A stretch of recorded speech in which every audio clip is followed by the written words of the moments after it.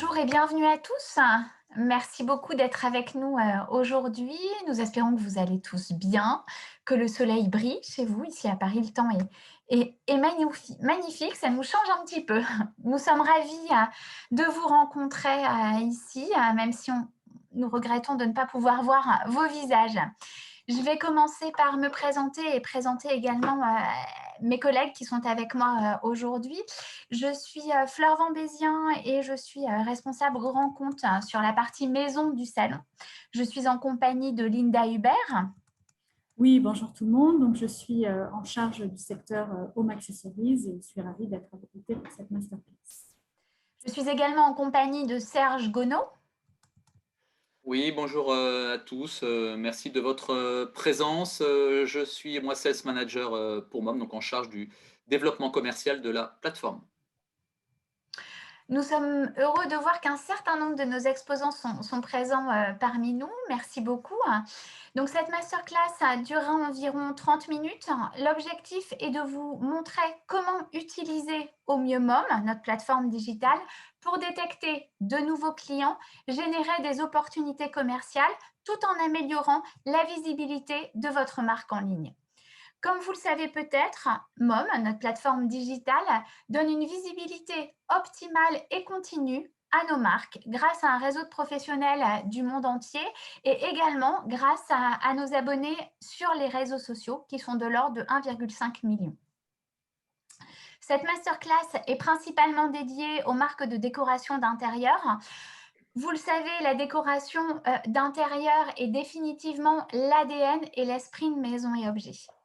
À l'issue de cette présentation, vous avez la possibilité, bien évidemment, de poser vos questions et nous serons ravis d'y répondre. Je vais maintenant passer la parole à Serge. Serge, nous t'écoutons. Merci Fleur pour cette introduction. Donc, je vais effectivement, on va passer à la slide suivante. Et on va pouvoir, donc les différents éléments que je vais vous commenter, entre autres, sont des statistiques en termes d'audience dans un premier temps.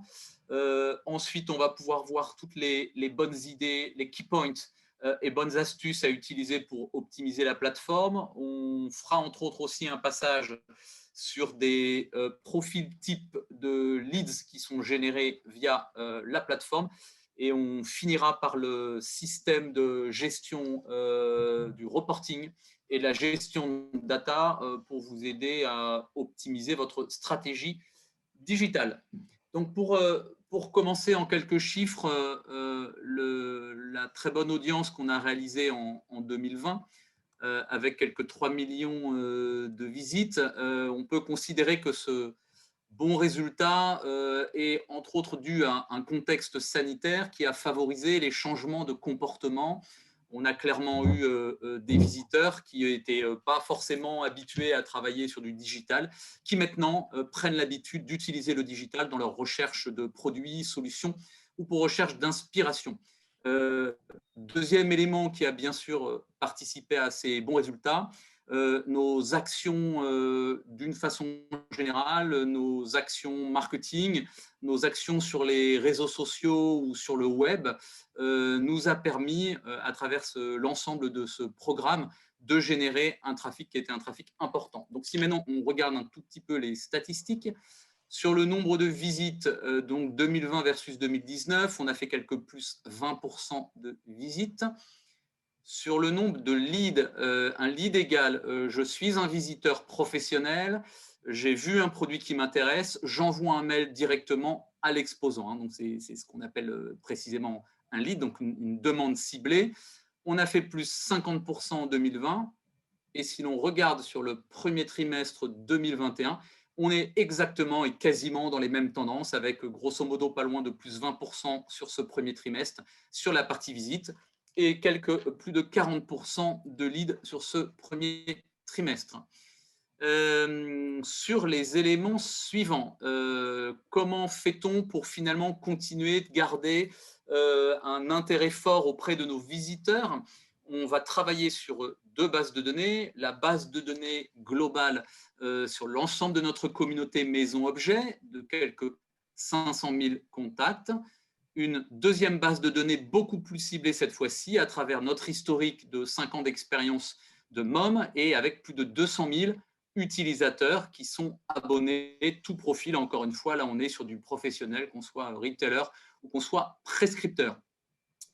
Fort de notre progression, tant en termes d'ergonomie que de simplicité d'utilisation de la plateforme, on a pu progresser sur le temps moyen de visite. On était inférieur à 8 minutes, on a dépassé les 8 minutes.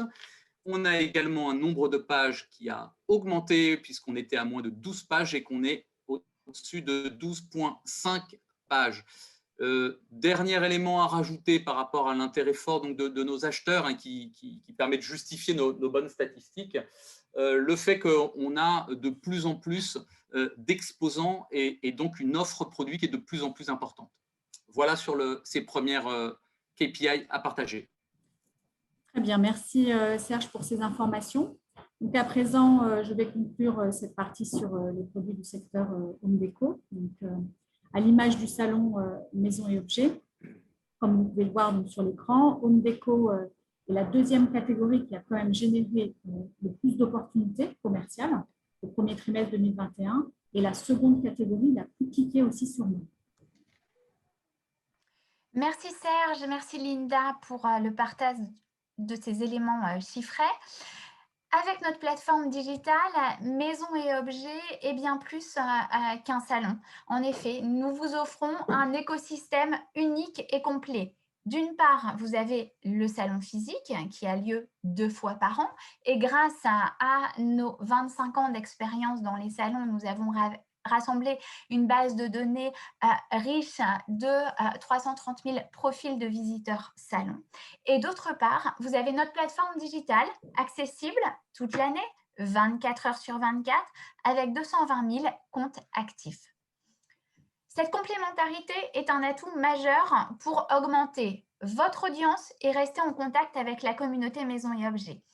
Il y a 5 ans, nous avons décidé de lancer notre propre plateforme parce que nous voulions accompagner nos clients, exposants comme acheteurs, dans leur stratégie de digitalisation et continuer à accomplir notre mission de connecter les gens entre eux tout au long de l'année. Vous le saviez mieux que moi, le comportement de vos clients a changé. Le comportement, comme je le disais, de vos clients a changé. La pandémie et le manque d'événements professionnels, le manque de rencontres physiques a motivé et augmenté la transformation numérique de vos entreprises. En plus de l'audience existante de notre salon, nous avons l'audience de notre plateforme. Ce ne sont pas forcément des acheteurs qui sont des visiteurs réguliers du salon. Ils ont une préférence pour les outils digitaux et préfèrent utiliser MOM. Vous connaissez les besoins de vos acheteurs. Vous savez qu'ils sont constamment en demande d'informations sur leur marché, sur les nouveaux produits, les nouvelles tendances et les nouvelles opportunités. Ils peuvent accéder à MOM et avoir toutes ces informations. Et bien sûr, vous avez aussi des visiteurs qui utilisent MOM et qui visitent le salon. Nous les appelons notre audience hybride qui utilise en fait cette audience hybride qui utilise nos 2 médias. Au vu de ces 2 audiences, vous comprenez aisément qu'être présent sur les 2 médias, le salon physique d'un côté, le support digital de l'autre, être présent sur les 2 médias augmente vos opportunités commerciales avec de nouveaux contacts. Et vous savez mieux que moi que les nouveaux contacts sont un moteur de croissance pour une marque. Je pense que maintenant, vous êtes un petit peu plus familier quant à la complémentarité justement de nos 2 médias.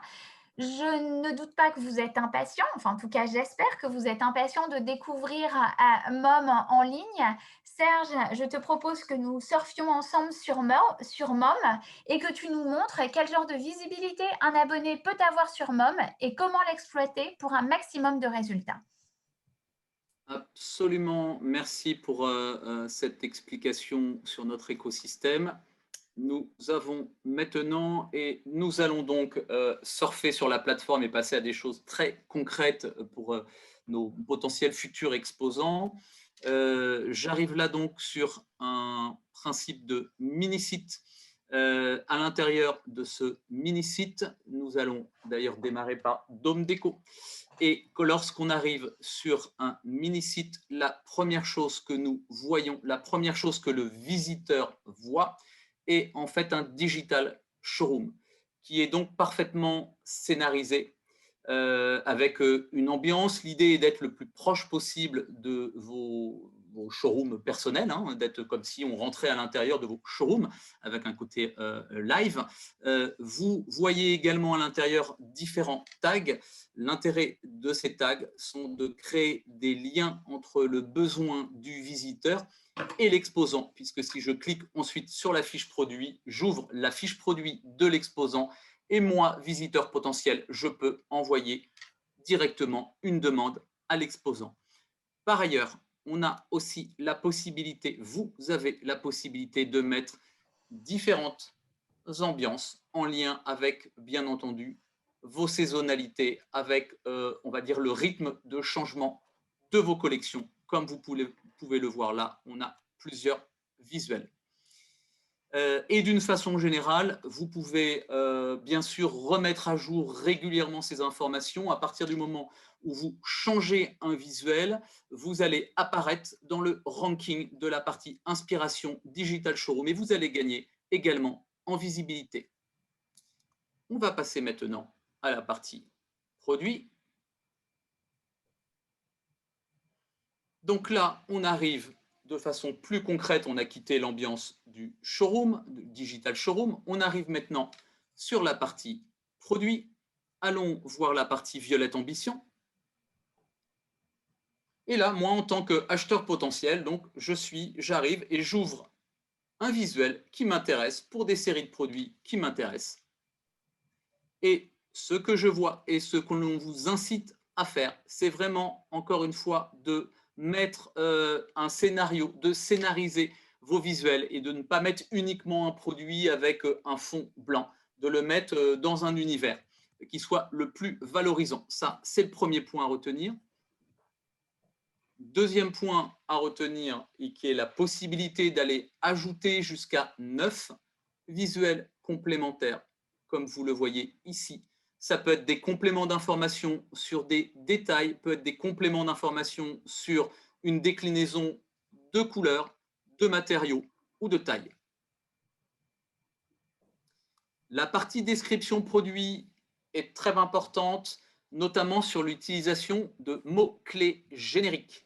Si je prends l'exemple, par exemple, de miroir, ça veut dire que si je suis un acheteur et je passe par le système de recherche global et que je mets miroir, votre produit ressortira. Donc, on vous invite à utiliser un maximum de mots simples et génériques pour que vous soyez accessible et trouvable rapidement. Dernier point pour cette partie fiche produit, les liens avec les différents secteurs. Point très important à la différence de la partie et de la culture salon, où lorsque vous avez un stand, il est positionné sur un seul univers, ce qui est logique. Là, vous avez la possibilité de vous lier à différents grands secteurs et différents sous-secteurs. L'ensemble des secteurs étant les univers que vous voyez tout là-haut. Voilà pour la fiche produit. À rappeler, bien sûr, point important pour ces fiches produits, votre intérêt est de gérer vos collections, de changer vos visuels pour que régulièrement, ils apparaissent dans le classement des nouveautés en première position. Dans votre stratégie digitale, c'est donc un point tout à fait important en termes de stratégie de référencement. On arrive ensuite sur la partie collection qui vous permet d'aller grouper votre offre par thématique, collection, saison, tout ce que vous considérez comme étant plus cohérent en termes d'arborescence par rapport à la recherche d'un acheteur, que ce soit une boutique ou que ce soit un prescripteur.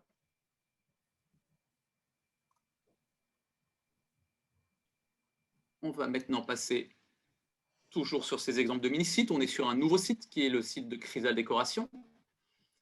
On retrouve la même structure que précédemment.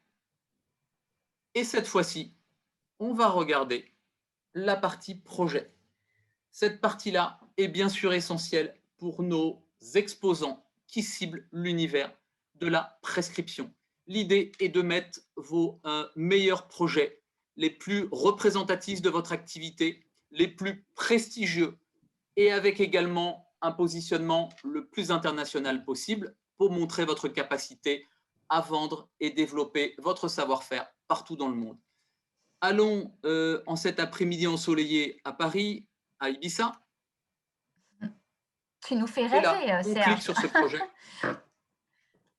On est fin de semaine, il fait beau sur Paris, j'espère qu'il fait beau sur toute la France pour l'ensemble de notre auditoire. Alors donc là, nous sommes à Ibiza, nous ouvrons un projet et là, comme vous le voyez, je n'ai pas de limite de visuel. On a donc tout un tas de visuels que je peux décliner par rapport à la réalisation exemplaire que je souhaite mettre en avant en tant qu'exposant.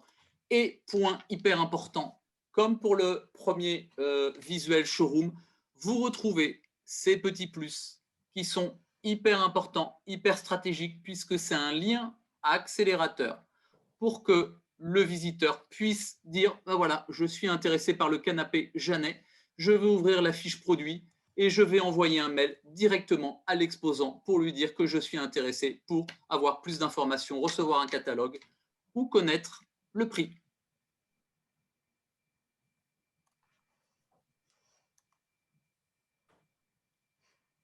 Nous allons maintenant terminer ces 5 key points et ces 5 astuces avec la dernière astuce à utiliser et à développer qui concerne votre fil d'actualité que vous avez ici.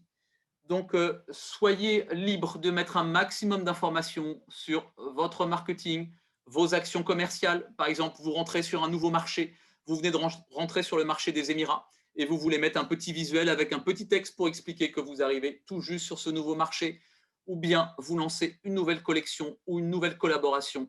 Soyez à l'aise, mettez un maximum d'informations et point super important, vous avez la possibilité de mettre un lien de téléchargement de ce communiqué de presse. Pas de limite sur le nombre de communiqués de presse que vous pouvez lier à la plateforme et à votre mini-site. Nous allons maintenant retourner sur la partie. On va repartager l'écran. Merci de votre patience. Voilà, donc en petite synthèse sur ces 5 conseils pour optimiser votre efficacité, votre volume de lead et votre visibilité, les digital showrooms sur lesquels vous mettez des tags et que vous pouvez changer avec des logiques de visuels d'ambiance, l'importance des fiches produits avec des visuels d'ambiance et avec la possibilité d'aller décliner jusqu'à 9 visuels complémentaires, les catégories de produits pour démultiplier votre visibilité en vous liant à différents secteurs d'activité ou sous-secteurs d'activité, la partie projet que l'on vient de voir avec un axe prescription et la possibilité de valoriser vos réalisations exemplaires partout dans le monde. Enfin, votre fil d'actualité avec la possibilité pour vos futurs acheteurs d'aller télécharger les dossiers de presse. Très bien, merci Serge. C'était très clair. Donc, vous venez de voir quelques exemples d'entreprises du secteur Home Déco qui, à travers leur mini-site dédié et toutes les catégories incluses, montrent leur concept de manière assez optimale, avec une bonne utilisation des showrooms, des vidéos et des catégories qui leur sont offertes. Et là, comme vous avez pu le voir, donc le mini-site dédié, vous êtes vraiment à exprimer votre identité, votre expertise, votre savoir-faire, ce qui vous différencie donc sur le marché, tout comme vous le faites sur votre stand pendant le salon. Et comme vous le savez, notre salon rassemble un très grand nombre d'exposants. On peut y retrouver des importateurs, des fabricants, mais aussi des designers, à la fois des créateurs, etc., et qui peuvent proposer de l'accessoire maison, mais à la fois des concepts globaux de décoration, mais aussi des monoproduits, des meubles, etc. Et bien sûr, à l'image du salon, notre plateforme MOM rassemble également cette grande variété de marques. Donc là, vous voyez, allez voir sur l'écran une sélection de ces marques qui ont fait le choix de s'inscrire à MOM. Fleur, si tu veux, je pense qu'on peut commenter ensemble cette partie. Oui, avec plaisir, Linda.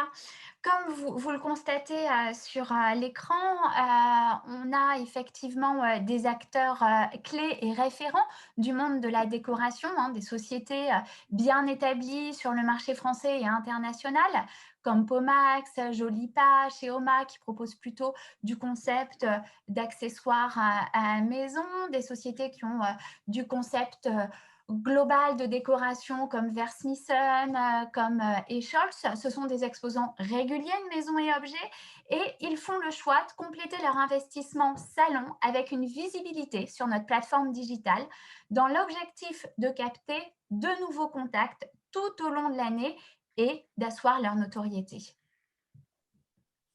Alors, après, Fleur, je me permets juste d'ajouter quelque chose. Oui, vas-y.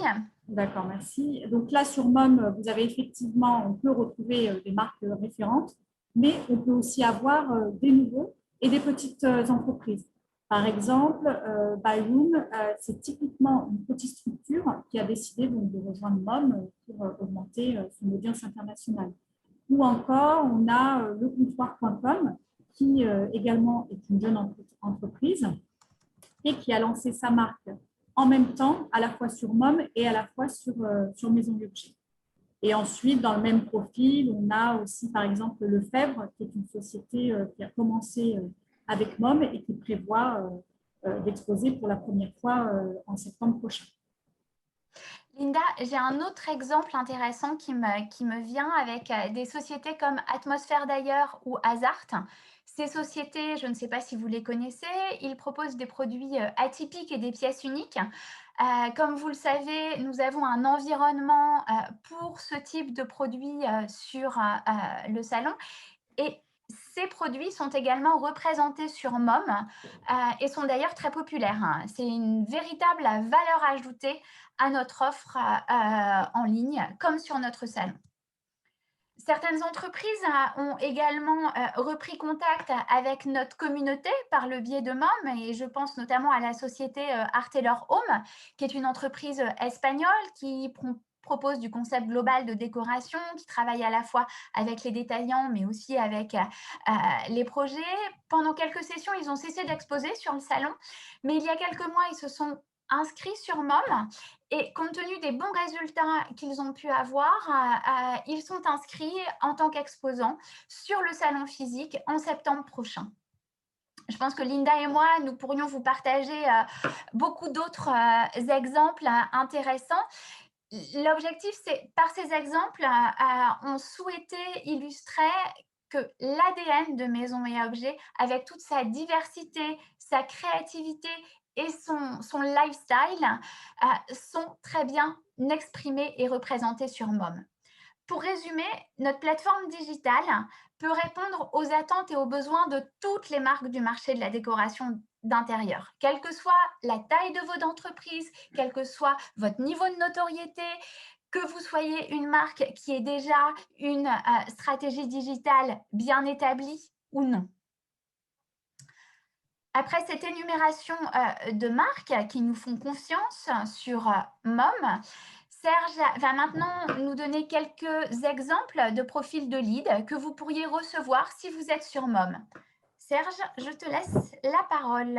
Merci, mesdames, pour cette présentation. Après les exposants, sans quoi nous ne pourrions pas développer la plateforme, après la partie offre, la partie demande, avec quelques exemples que nous avons sélectionnés sur vos secteurs d'activité.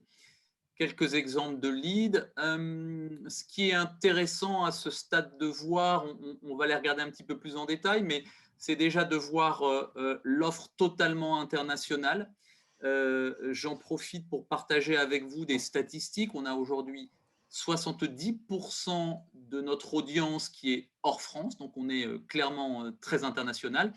Et ensuite, comme vous le voyez, la diversité des profils, même si on reste sur les univers bien sûr B2B, aussi bien l'univers de la distribution, du concept store, boutique, en passant par le département store ou e-commerce, et bien entendu la prescription, les architectes décorateurs. Pour information, on est quasiment à 50-50 sur la répartition de ces profils. Par ailleurs, point très pratique et concret, comme vous le voyez, vous avez tout pour pouvoir travailler et rentrer en contact de façon efficace avec ces leads. À savoir que vous avez pour chacun d'eux le même masque de saisie, avec à chaque fois le nom de la personne qui vous contacte, le nom de sa société, téléphone, email, le type de demande, son profil, la description de son activité et un message si, bien entendu, le visiteur souhaite développer son message. Alors, si on regarde, par exemple, sur ce premier exemple qui nous vient de loin et de Tbilissi, on est sur une chaîne de décoration avec un développement sur la Géorgie, en Arménie et au Kazakhstan et qui couvre en termes de points de vente quelques 4000 m². Donc, ça fait des beaux potentiels et donc, c'est une chaîne donc, de décoration et d'ameublement. Le deuxième exemple, on va aller encore un petit peu plus à l'est et on va en Corée, à Séoul, où là, on se retrouve avec un profil très intéressant, avec un beau potentiel, à savoir que là, on est sur un grand magasin qui a également une activité online. Et là, on est précisément en plus sur des grands magasins qui ont plusieurs points de vente, avec 45 boutiques qui sont développées un petit peu partout en Corée. On finit par notre troisième sélection du jour, à savoir là, on part au Danemark, on se rapproche de la France, et là, on est sur un exemple type d'un prescripteur, en l'occurrence, un architecte d'intérieur, qui là est sur une réalisation, un projet qui concerne un hôtel. Voilà pour ces différents exemples et le type d'informations que vous allez récupérer et avec lequel vous allez pouvoir travailler pour la mise en relation et le développement de votre business.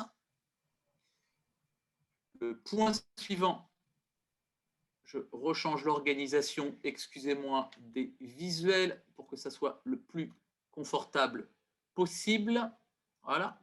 Donc là, on est sur le dernier point de présentation qui est très important, qui est votre capacité à piloter votre stratégie digitale grâce à une visibilité sur vos statistiques. Ces statistiques sont structurées selon deux éléments. Premier élément, bien entendu, notion de temporalité. Vous voulez faire un focus sur l'activité sur la journée d'hier, ou bien sur la semaine dernière, ou bien sur les 30 derniers jours ou bien sur les derniers mois. Donc, vous pouvez adapter par rapport à ce besoin de temporalité.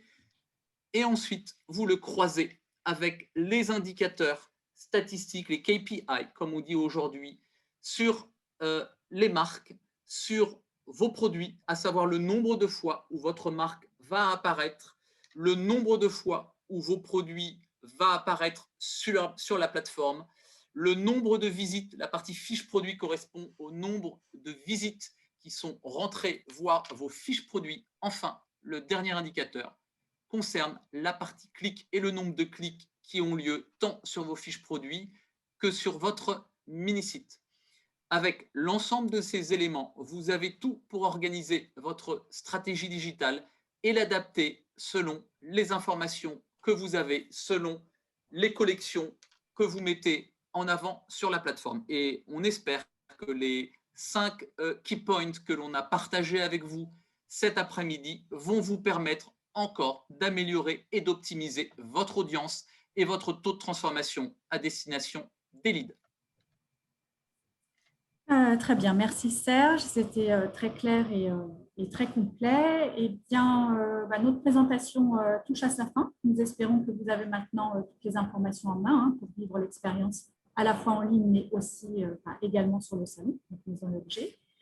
Alors, vous avez un live chat en bas de votre écran, donc n'hésitez pas à nous envoyer vos questions si vous en avez. On va bien sûr vous laisser quelques instants pour poser vos questions.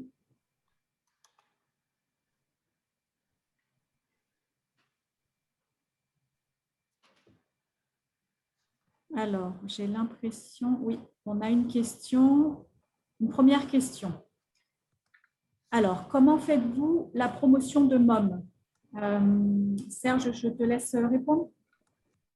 Alors, effectivement, on l'a évoqué rapidement tout à l'heure. Bien entendu, c'est un levier essentiel puisque ce que l'on vous apporte, c'est exactement comme sur le salon, hein, c'est de la génération de trafic, c'est d'assurer un volume d'audience. On a 3 millions de visites sur l'année passée. Les différents leviers que l'on utilise, il y en a d'autres, mais je vais vous parler des principaux. C'est les newsletters que l'on met en place 2 fois par semaine, concernant notamment les parties inspiration et les parties sélection de produits, donc que l'on utilise sur l'ensemble de nos bases de données, comme on l'a vu précédemment. Ensuite, c'est toutes les campagnes que l'on peut mener sur nos réseaux sociaux. Je le rappelle, je crois que Fleur en a parlé, on a 1 500 000 followers, et là, on va faire des grosses campagnes, essentiellement Instagram, Facebook, Pinterest, par exemple, ou LinkedIn. Autre levier important que l'on utilise, toute notre campagne de publicité, notamment sur Internet, avec du retargeting que l'on organise. Et puis, un très bon levier qu'on va récupérer. On est absolument ravis de pouvoir avoir de nouveau le salon au mois de septembre, puisque les salons maison-objet étaient bien sûr l'opportunité pour nous de mieux présenter la plateforme MOM, de présenter des sélections de produits, et ainsi d'attirer une nouvelle population de professionnels, qu'ils soient issus de la partie, encore une fois, distribution, ou qu'ils soient issus de la prescription, visiteurs qui viennent sur Maison à Objet. Voilà sur les 4 grands axes que l'on utilise. Après, il y en a d'autres. Je vous invite à rentrer en contact avec moi si vous avez besoin de plus de précision. Parfait, merci Serge pour cette réponse. Alors, on a une deuxième question qui vient d'arriver, qui est très intéressante. Donc, la question est la suivante. Comment s'inscrire à MOM? Serge, c'est également une question pour toi. Écoutez, c'est relativement rapide. J'ai eu le cas entre nos 2 présentations webinaires. On a fait une présentation webinaire avec ces dames ce matin sur la partie internationale. Et puis, on avait un client portugais qui vient de rentrer avec des très beaux produits sur la plateforme. Donc, le principe est très simple. On est maintenant sur du digital. Donc, c'est fini les documents papier qu'il faut remplir en 50 exemplaires, hein, ou au carbone. Donc, on fait tout en ligne. C'est hyper rapide. L'inscription, ça prend globalement entre 5 et 10 minutes. Vous êtes sur un principe d'abonnement mensuel avec des paiements automatiques tous les mois. Donc, vous ne payez pas en une fois, ce qui est plutôt une bonne nouvelle pour la gestion et l'organisation et l'équilibre de vos budgets. Donc, ça se fait avec des systèmes de cartes de crédit ou des numéros, votre numéro IBAN. Donc, je vous dis, c'est très rapide. Vous avez bien sûr un choix d'un certain nombre de packs sur lesquels on pourrait revenir, et n'hésitez pas à m'envoyer un petit mail sur le sujet. Donc, vous choisissez votre pack, on le met en place, on l'organise sur la plateforme.